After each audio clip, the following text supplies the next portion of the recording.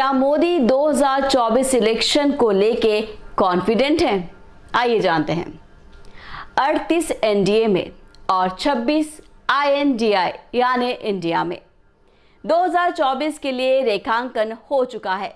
चुनाव की हवाएं अब तूफान में बदल गई हैं। विपक्षी गठबंधन इंडिया में संसद और बाहर एक नई ऊर्जा, एक नई प्राप्त आतंक है।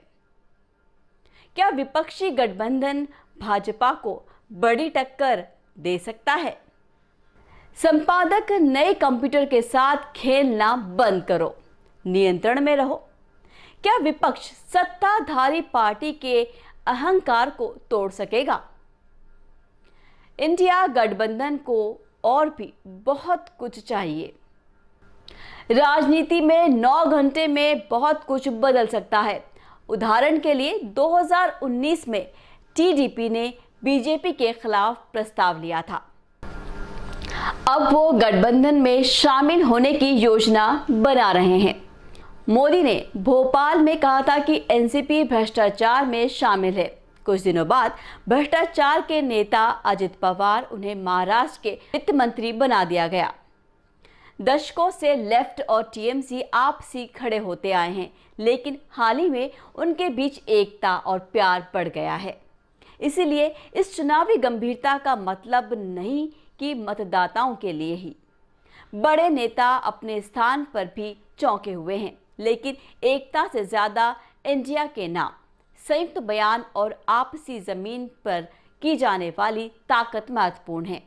आप कितनी सीटें और सत्ता जीत सकते हैं? एनडीए वर्सेस इंडिया की गणित क्या है? इन गठबंधनों की रासायनिकता क्या है? क्या सीट साझा करने और मतों के स्थानांतरण का संभव है? 9 महीने में आने वाले 9 महीने में क्या क्षेत्रीय पार्टियां महत्वपूर्ण भूमिका निभाएंगी? और सबसे महत्वपूर्ण बात, आप 2024 को तय मान नहीं सकते, क्योंकि आने वाले 9 महीने में कई आश्चर्य होंगे। और अगर एकल ही काफी होता तो मोदी जी को 37 साथी की आवश्यकता नहीं होती। शायद वो 100% पक्ष में नहीं है। सरकार ये बात अक्सर भूल जाती है, लेकिन हमारा देश विविध है और बेशक हर राज्य में विभिन्न राजनीतिक समीकरण हैं। हर राज्य में अलग अलग पार्टियां, अलग अलग गणित और अलग अलग समीकरण हैं। एनडीए वर्सेस इंडिया को समझने के लिए हमें हर राज्य का मानचित्र देखना होगा। सबसे पहले इसे देख लें, साल 2019 लोकसभा चुनाव परिणाम मानचित्र। वाह, क्या समय था! बीजेपी ने गुजरात और हिंदी बेल्ट में झंडा लगाया, पूर्वोत्तर में फैले बंगाल, उड़ीसा में प्रवेश किया और कर्नाटक में झंडा लगाया। बीजेपी ने अकेले 303 सीटें जीती। बीजेपी के साथ ही 353 सीटें थी, लेकिन अब जेडीयू और शिवसेना के जाने के बाद सीटों में कमी हुई है, लेकिन बड़ा फर्क नहीं पड़ा। दूसरी ओर कांग्रेस के पास केवल 52 सीटें थी। विपक्षी नेता के लिए 10% सीटें प्राप्त नहीं हो सकी। यूपीए को 100 का पार करने की सत्ता में संघर्ष करना पड़ा। हाल की पार्टी की बैठकों को देखें, 38 पार्टियों के पास 329 सीटें एनडीए में और 26 पार्टियों के पास 140 सीटें एनडीए अलायंस में हैं। संसद में ये दिखाई देता है अविश्वास है के बावजूद का रुख। संख्याएं अब भी बदल सकती हैं। आइए मान लें 330 वर्सेस 140। अगर कुछ 70 सीटें ऐसी हैं जिनमें दोनों ओर से झूल सकती हैं। ये एक गैर संगठन आंदोलन है। एक बात स्पष्ट है, इंडिया को संभावना नहीं है जब तक कि एनडीए की जीती गई सीटों की संख्या 100 सीटों से ज़्यादा नहीं हो जाती। यदि वो 100 सीटों को खो दें तो उनके पास फिर भी 230 सीटें होंगी, जबकि सरकार गठन के लिए ज़्यादा सीटों की आवश्यकता है, वो है 272। लेकिन यदि ऐसा होता है तो ये लोकतंत्र के लिए अच्छा होगा। हम मान लेते हैं कि एक लोकतंत्र को सत्ता की संतुलन की आवश्यकता है। इस 2024 की लड़ाई को समझने के लिए हमें राज्यों की तुलना करनी होगी। हमें राज्यों को 3 श्रेणियों में बांटना होगा। वे राज्य जहां बीजेपी वर्सेस कांग्रेस की सीधी लड़ाई है, वो राज्य जहां गठबंधन साझा करेंगे। और तीसरा बहुत महत्वपूर्ण क्षेत्रीय सतर्क है। आइए एक एक करके समझें। कई राज्य हैं जहां पर बीजेपी और कांग्रेस की सीधी लड़ाई है। यह गठबंधन काम नहीं करेगा क्योंकि केवल 2 खिलाड़ी प्रमुख हैं, जैसे ममता बनर्जी राजस्थान में इंडिया गठबंधन की मदद नहीं करेगी। 170 सीटें हैं जहां बीजेपी और कांग्रेस की सीधी लड़ाई है। 2019 में बीजेपी ने इन सीटों में बहुत सारे राज्यों में चुनाव जीते। ये एक आश्चर्यजनक जीत थी। समग्र बीजेपी ने कई राज्यों में 50% अधिक वोट शेयर प्राप्त किया। बीजेपी के पास 224 सीटों में 50% वोट शेयर है। अधिकांश सीटें बीजेपी वर्सेस कांग्रेस की सीधी लड़ाई से जीती गई थी। राजस्थान में बीजेपी का वोट शेयर 59% था, गुजरात में वहां 62 था, हिमाचल में 69 था। तो बेशक कांग्रेस हार गई।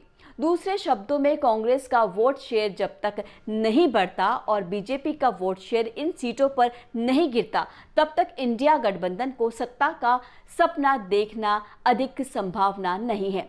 कांग्रेस को चुनौती पूरी तरह से देनी होगी। बीजेपी कांग्रेस सीधी प्रतिस्पर्धा की सीटों के लिए और कुछ राज्यों में कांग्रेस को खुद को साबित करना होगा। जैसे उड़ीसा में बहुत सारी सीटें ऐसी हैं जहां गठबंधन काम कर सकता है। इनमें महाराष्ट्र, तमिलनाडु, बिहार शामिल है। हालांकि इंडिया गठबंधन सीटों पर कुछ नहीं जीता, लेकिन यहां कांग्रेस और उनके साथी अधिकांश राज्यों में आपसी समझ बना सकते हैं और बीजेपी को प्रतिस्पर्धा करने में मदद कर सकते हैं। तो इंडिया गठबंधन के लिए इन सीटों पर कुछ हो सकता है। आइए आते तीसरे पर, क्षेत्रीय सतर्क। ये सबसे अद्वितीय होते हैं क्योंकि इनमें दोनों प्रमुख पार्टियों के लिए, कांग्रेस और बीजेपी के लिए प्रतिस्पर्धी होते हैं। जैसे जीआईसी, शरद पवार, हेमंत सोरेन, एमके स्वराज, आपके पास कुछ सीटें हो सकते हैं। तो इसी तरह हमें राज्यों की 3 श्रेणियों में बांट सकते हैं। इसका क्या अर्थ है?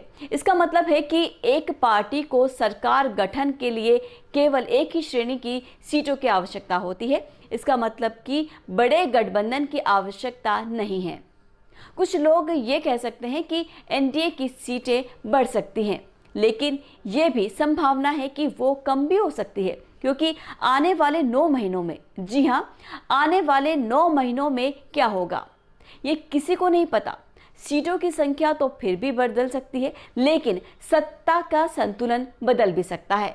अब क्या हो सकता है ये केवल समय ही बता सकता है, लेकिन आने वाले चुनाव 2024 में बहुत ही रोमांच हो सकते हैं। सिर्फ गणित ही नहीं बल्कि राजनीतिक समझदारी और राजनीतिक गतिविधियों के लिए योग बनाने के लिए भी जरूरी होगा, क्योंकि इस चुनाव का परिणाम भारत के भविष्य को प्रभावित कर सकता है। तो इसका संक्षेप ये है कि 2024 के चुनाव बहुत बहुत महत्वपूर्ण हैं और उनका परिणाम बहुत ही अच्छा हो सकता है। जो भी हो, हमें एक उदाहरण के रूप में देखने का समय आया है कि कैसे राजनीतिक समीकरण और गणित आपके देश के भविष्य को प्रभावित कर सकते हैं। आपको इस पर विचार करने और तैयारी करने का समय मिला है। चाहे आप राजनीतिक समीकरणों के बारे में और जानना चाहते हैं या आपको चुनावी प्रक्रिया के बारे में जानकारी चाहिए, ये एक महत्वपूर्ण समय है और आपकी भारतीय डेमोक्रेसी के लिए महत्वपूर्ण रूप से सहायक हो सकता है। आप जुटे तो अविश्वास प्रस्ताव पर जुटे और अपने कट्टर भ्रष्ट साथी उनकी शर्त पर मजबूर होकर के, और इस अविश्वास प्रस्ताव पर भी आपने कैसी चर्चा की। और तो मैं तो देख रहा हूँ सोशल मीडिया में आपके दरबारी भी बहुत दुखी है। ये हाल है आपका। और देखिए मजा है इस डिबेट का कि फील्डिंग विपक्ष ने ऑर्गेनाइज, लेकिन चौके छक्के यहीं से लगे और विपक्ष नो कॉन्फिडेंस मोशन पे नो बॉल पर ही करते आगे चलता जा रहा है। मैं हमारे विपक्ष के साथियों से यही कहूंगा, आप तैयारी करके क्यों नहीं आते जी? थोड़ी मेहनत कीजिए। 5 साल दिया आपको मेहनत करने के लिए। 18 में कहा था कि 23 में आप आना, जरूर आना। 5 साल भी नहीं कर पाए आप। क्या हाल है आप लोग।